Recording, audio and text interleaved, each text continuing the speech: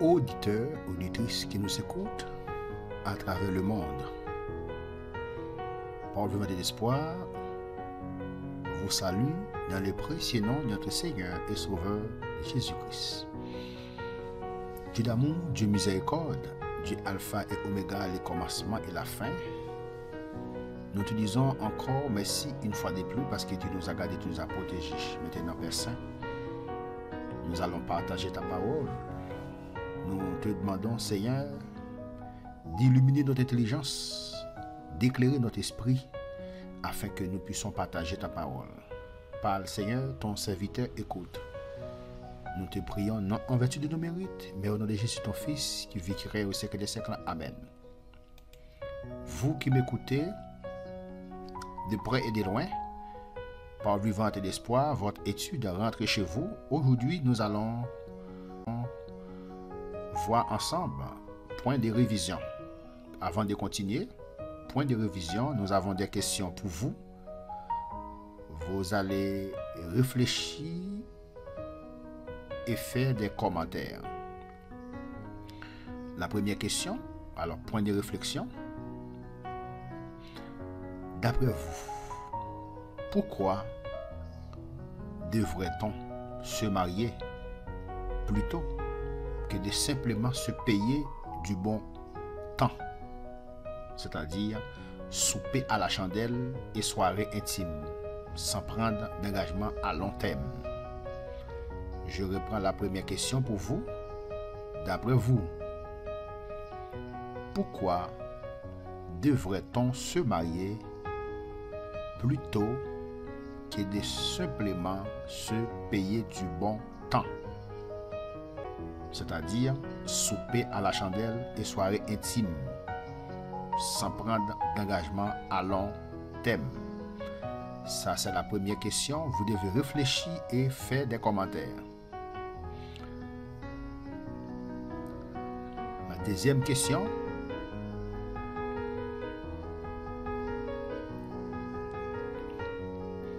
Quels sont les ingrédients essentiels pour une vie de couple réussie?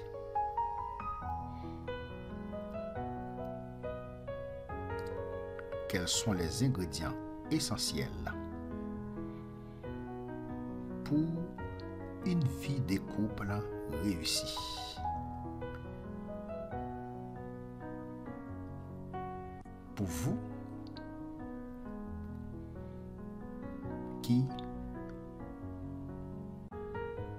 savez faire de la cuisine, vous savez qu'est-ce que ça veut dire ingrédients.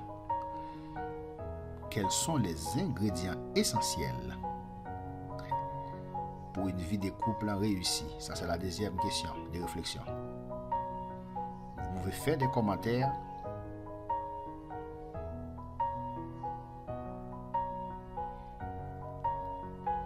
La troisième question de réflexion.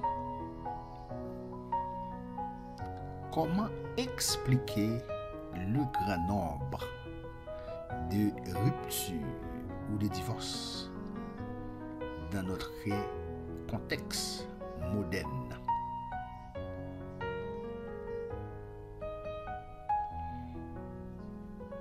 Comment expliquer le grand nombre de ruptures ou de divorces dans notre contexte moderne?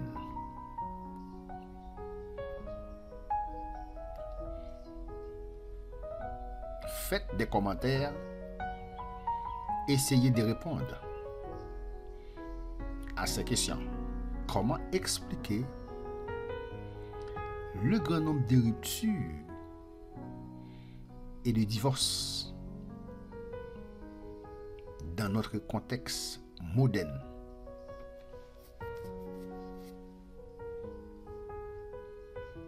La quatrième question.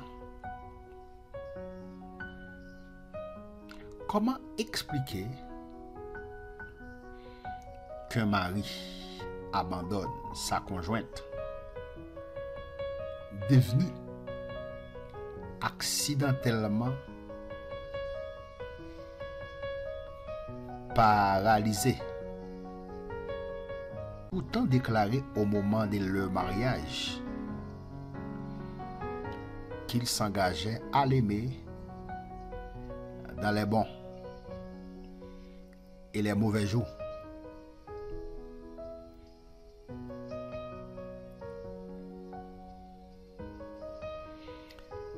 Quatrième question, comment expliquer qu'un mari abandonne sa conjointe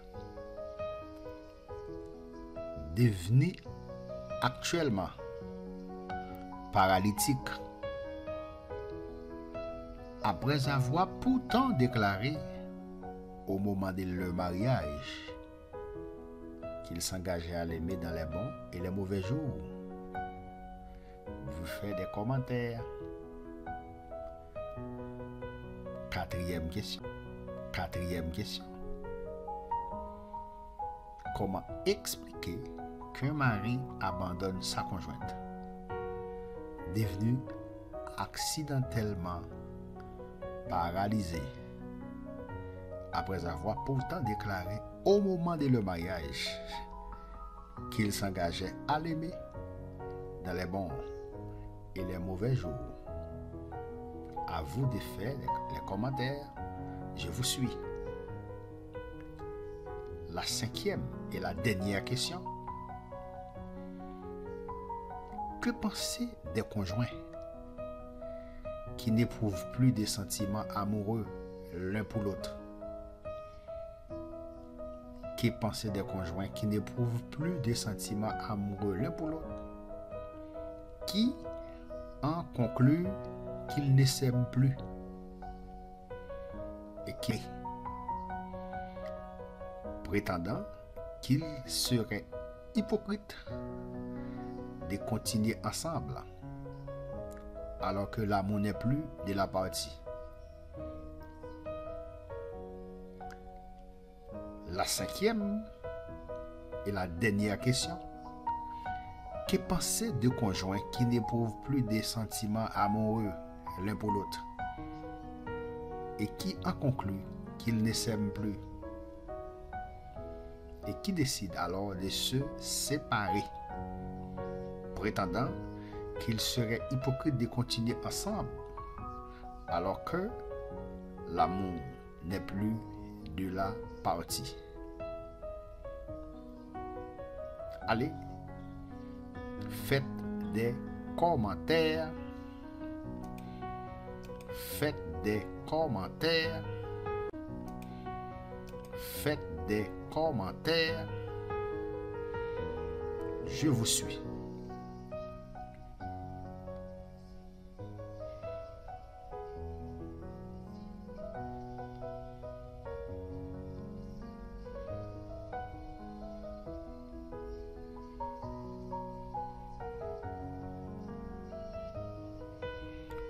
Auditeurs, auditrices qui nous écoutent à travers le monde.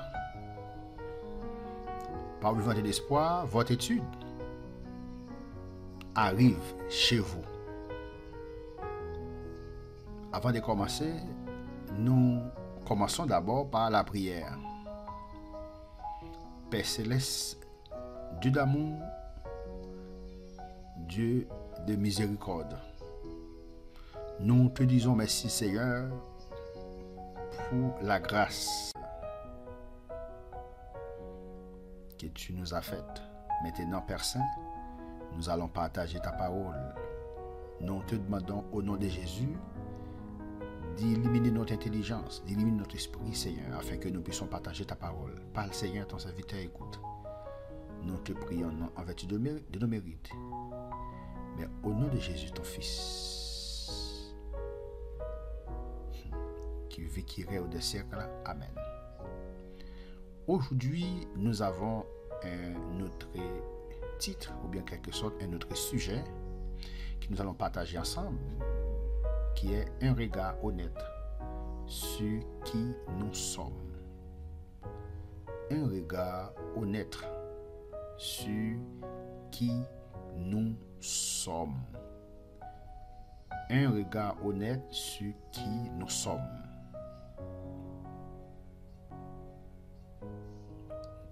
Number one. Numéro 1. Notre perception humaine. Notre perception humaine. Proverbe 21, verset 2. Nous allons ouvrir, n'est-ce pas, notre Bible ensemble. Proverbe 21, verset 2. Toutes les voies de l'homme sont droites à ses yeux. Mais c'est lui qui pèse les cœurs, c'est l'Éternel.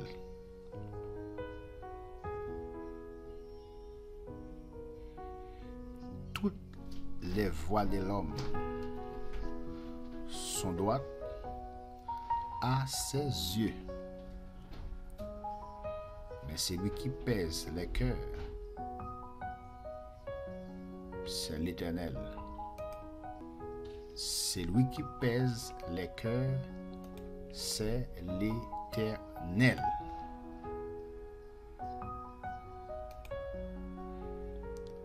La version de la langue créole nous dit: l'homme fait plan dans le cœur. Mes derniers mots, non mais l'Éternel. La version du créole haïtien: l'homme fait plan dans le cœur. Mes derniers mots, non mais l'Éternel. L'homme fait plan dans le cœur. Mes derniers mots, non mais l'Éternel. Ça, c'est la version du créole haïtien. Proverbe 21, verset 2. La version du créole haïtien. L'homme fait plan dans le cœur.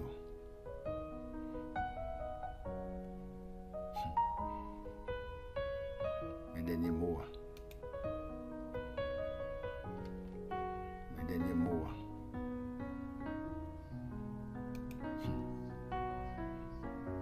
L'homme fait plan dans le cœur. Proverbe 21, verset 2. Les hommes mettaient l'idée. Yo tout fait droite. Mais pas oublier, c'est essayer à cap juger ça qui dans cœur, Les hommes mettaient dans l'idée. Yo tout ça y a fait droite.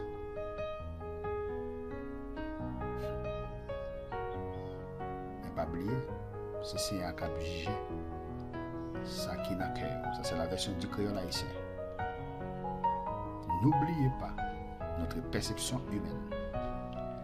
Apocalypse 3, verset 17, 18.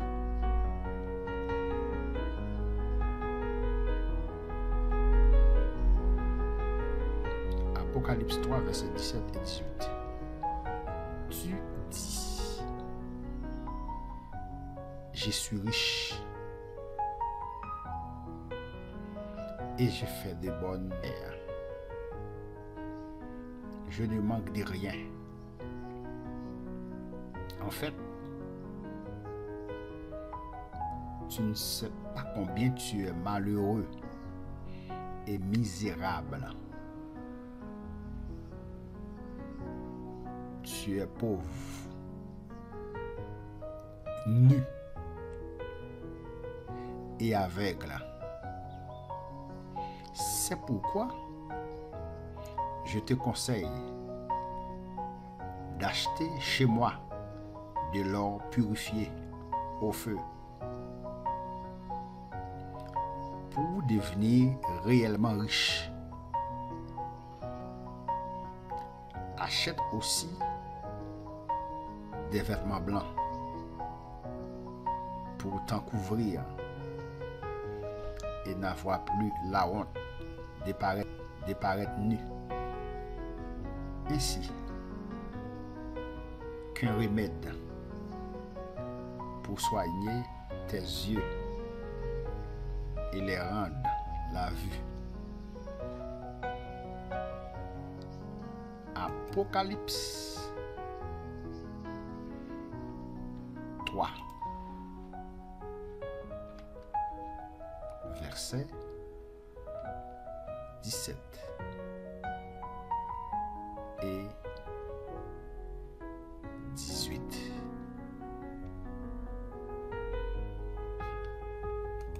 Apocalypse 3, verset 17 et verset 18. Rapidement, nous allons lire le chapitre entier, voir le contexte. Apocalypse 3, nous allons commencer au verset 1er, ou bien au verset 1. Écrit à l'ange de l'église de Sardes. Cette lettre a été adressée à l'église de Sardes. Écrit à l'ange de l'église de Sardes. Voici ce que dit celui qui a les 7 esprits de Dieu et les 7 étoiles. Je connais tes œuvres. Je sais que tu passes pour être vivant et tu es mort. Sois vigilant et affermis le reste qui est près de mourir. Car je n'ai pas trouvé tes œuvres parfaites devant mon Dieu.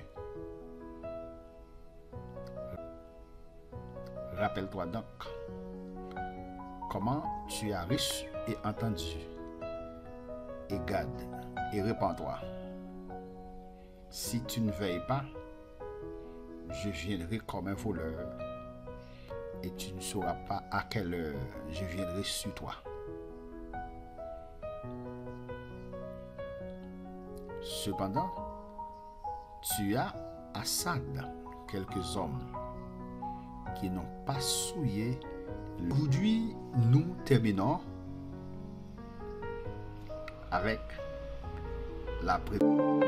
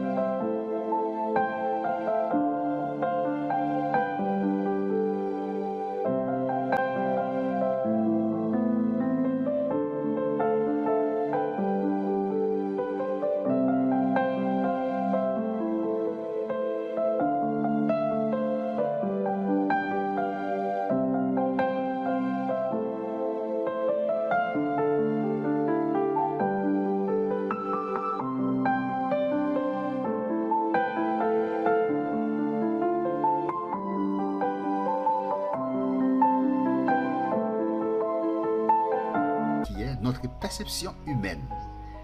Nous terminons avec Apocalypse 3, verset 17 jusqu'au verset 18. Que Dieu vous bénisse, que Dieu vous garde. Merci. À la prochaine.